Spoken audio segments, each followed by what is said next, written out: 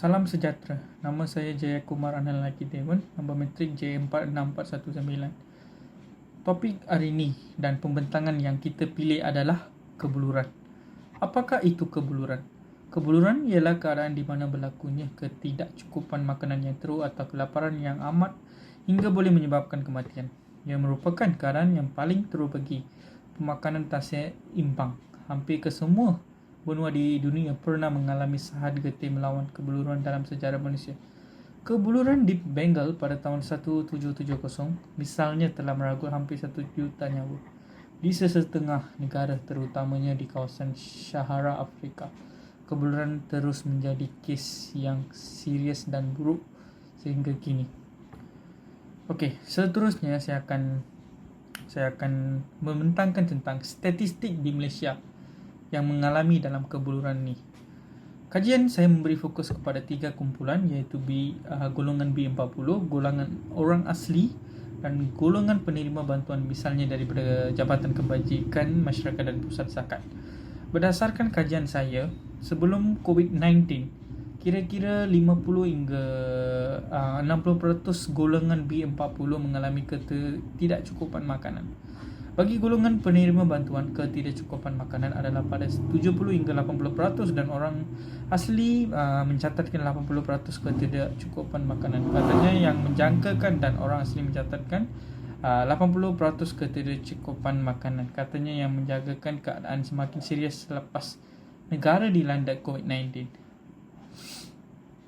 Tambah Nur Hashmah, isu malnutrisi melibatkan dua keadaan. Pertama, kanak-kanak tidak cukup makan, dan kedua, berlebihan berat badan dan obesiti.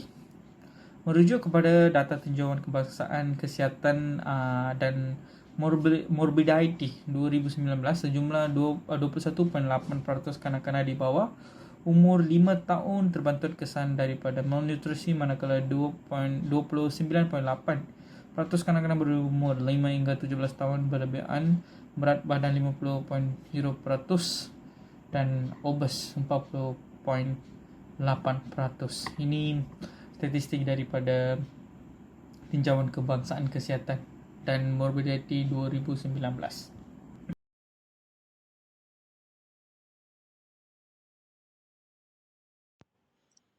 Bismillahirrahmanirrahim. Saya Muhammad Faris bin Muhammad, kad metrik J46431. Sebab-sebab kebuluran di Malaysia. Kemiskinan dan kesederhanaan pendapatan merupakan faktor utama yang menyumbang kepada kebuluran di Malaysia. Banyak keluarga yang berpendapatan rendah sukar untuk membeli makanan yang mencukupi dan berkualiti. Selain itu, ketidakstabilan ekonomi juga menjadi faktor yang mempengaruhi kebuluran. Perubahan dalam ekonomi tempatan dan global boleh memberi kesan kepada harga makanan dan pendapatan rakyat. Kenaikan harga makanan, inflasi dan pengangguran boleh menyebabkan peningkatan kebuluran di kalangan keluarga berpendapatan rendah. Selain itu, pertanian yang tidak efisien juga menjadi punca kebuluran di Malaysia. Faktor seperti kesan perubahan iklim, kekurangan teknologi moden dan kekurangan tenaga kerja berkemahiran dapat mengurangkan jumlah makanan yang dihasilkan untuk meningkatkan harga dan menyumbang kepada kebuluran.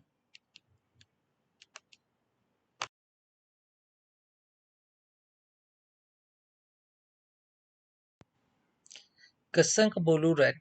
Kebuluran membawa kesan negatif yang sering terhadap kesihatan. Kekurangan nutrien menyebabkan masalah kesihatan seperti lemahnya sistem imun, pertumbuhan terencat dan risiko penyakit kronik. Selain itu, kebuluran juga memberi kesan kepada prestasi akademik. Kanak-kanak yang mengalami kebuluran sering menghadapi kesukaran dalam menumpukan perhatian, mengingati maklumat dan berprestasi di sekolah. Ini menyumbang kepada peningkatan jurang pendidikan dan menjejaskan pembangunan akademik mereka. Selain itu, kebuluran juga membawa kesan sosial dan ekonomi yang merugikan. Individu yang mengalami kebuluran cenderung menghadapi kesukaran dalam mencari pekerjaan dan memperbaiki taraf hidup mereka. Memperparah kitaran kemiskinan.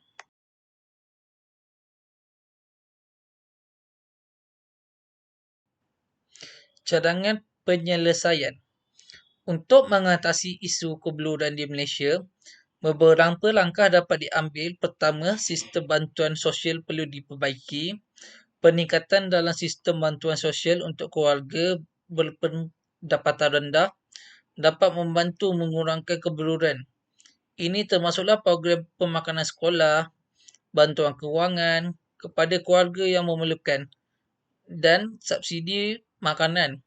Kedua, pembangunan pertanian yang lestari perlu dipertingkatkan. Kerajaan perlu melabur dalam penyelidikan pertanian dan memperkenalkan teknologi moden kepada petani. Peningkatan produktiviti dan kecekapan dalam sektor pertanian dapat meningkatkan bekalan makanan negara, mengurangkan harga makanan dan mengurangkan kebeluran. Ketiga, pendidikan dan kesedaran nutrien perlu diberi penekanan. Program pendidikan nutrien harus diperkenalkan di sekolah dan komuniti dan pentingnya makanan berkhasiat. Pendidikan dan latihan mengenai pertanian berkelanjutan juga perlu diberikan kepada masyarakat untuk menggalakkan penanaman sendiri. Terakhir, kerajaan antarabangsa juga penting kerjasama dengan negara-negara lain dalam memerangi kebeluran dan membantu Malaysia mengatasi isu ini. Pertukaran pengetahuan teknologi dan sumber daya dapat memperkukuh usaha-usaha dalam mengurangkan kebeluran dan membangunkan sistem makanan yang mapan.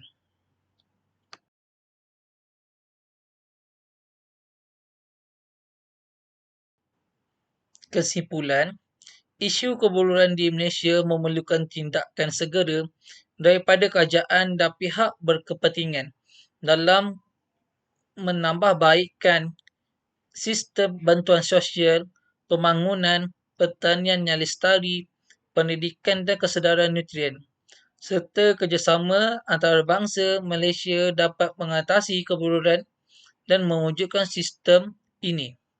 Harapan ialah agar setiap individu di Malaysia dapat menikmati makanan yang mencukupi dan berkualiti untuk menjalani kehidupan yang sihat dan sejahtera. Terima kasih.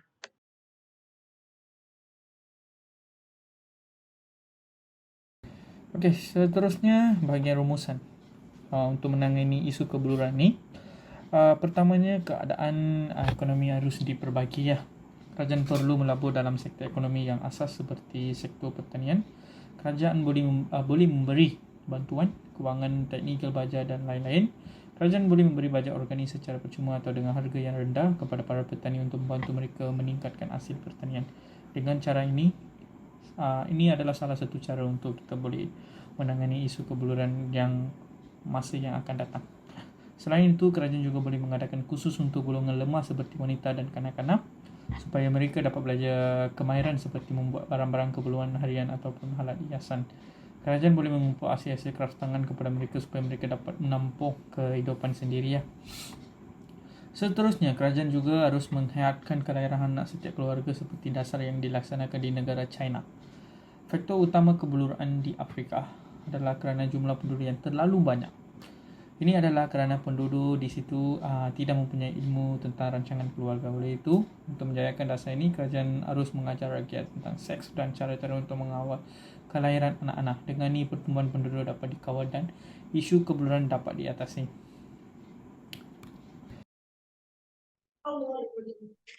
Faris, apa khabar?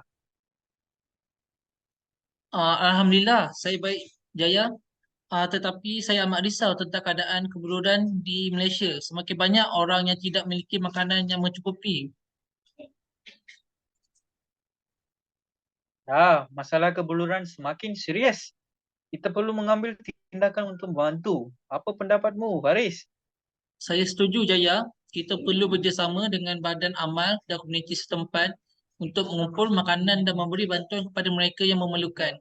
Bagaimana jika kita mengadakan kempen pengumpulan makanan di sekolah atau di tempat kerja kita? Itu idea yang baik, Faris. Kita boleh meminta setiap orang menyumbangkan makanan yang tidak digunakan atau membeli makanan tambahan untuk didermakan. Selain itu, kita juga boleh meningkatkan kesedaraan tentang kebeluran dan pentingnya mengurangkan pembasiran makanan di kalangan rakan-rakan dan keluarga kita. Betul, selain itu, kita juga boleh mengadakan acara pengumpulan dana untuk menyokong badan amal yang membantu keluarga yang terjejas oleh kebeluran. Contoh, kita boleh mengajukan konsert atau jualan amal. Itu pun idea yang bagus, Faris. Dengan cara itu, kita dapat melibatkan lebih orang ramai untuk menyumbang dan menghasilkan kesedaran yang lebih luas tentang masalah kebeluran di negara kita yang menghadapi. Kita juga boleh bekerjasama dengan pihak berkuasa setempat untuk mengenal pasti keluarga yang memerlukan bantuan dan memastikan bantuan yang dikumpulkan dapat sampai kepada mereka. Benar sekali, Jaya. Kerjasama dengan pihak berkuasa adalah penting untuk memastikan bantuan kita mencapai mereka yang memerlukan. Selain itu, kita juga boleh menyediakan pendidikan dan latihan tentang pertanian bandar dan pengurusan sumber makanan kepada komuniti yang memerlukan. Saya setuju, Faris. Kita perlu mengambil pendekatan jangka yang panjang untuk mengatasi masalah kebeluran ini. Dengan memberi latihan dan kemahiran kepada mereka yang kurang bernasib baik, kita boleh membantu mereka menjadi lebih berdikari dan mendapatkan akses yang lebih baik kepada makanan. Selain itu, kita juga boleh mencari sokongan daripada syarikat dan institusi swasta untuk menyumbangkan makanan dan menyediakan peluang pekerjaan kepada mereka yang memerlukan. Dengan kerjasama yang betul, kita boleh memperluaskan kesan dalam mengatasi masalah kebeluran. Ya, betul sekali, Faris. Semua orang perlu bersama-sama bergerak untuk mengatasi masalah kebeluran ini di akar umbi. Dengan langkah-langkah yang kita ambil, saya yakin kita dapat membuat perubahan yang signifikan dan memberikan bantuan kepada mereka yang memerlukan bantuan. Saya setuju sepenuhnya, Jaya. Mari kita mulakan dengan langkah kecil dan terus meningkatkan usaha kita. Dengan komitmen dan kerjasama, kita boleh menjadikan Malaysia sebagai negara di mana setiap individu mempunyai akses yang mencukupi terhadap makanan. Mari kita bergerak bersama, Faris. Terima kasih idea-idea dan semangatmu. Kita boleh membuat perbezaan yang besar dalam hidup mereka yang memerlukan. Terima kasih, Faris. Jumpa lagi. Okey, sama-sama, Jaya.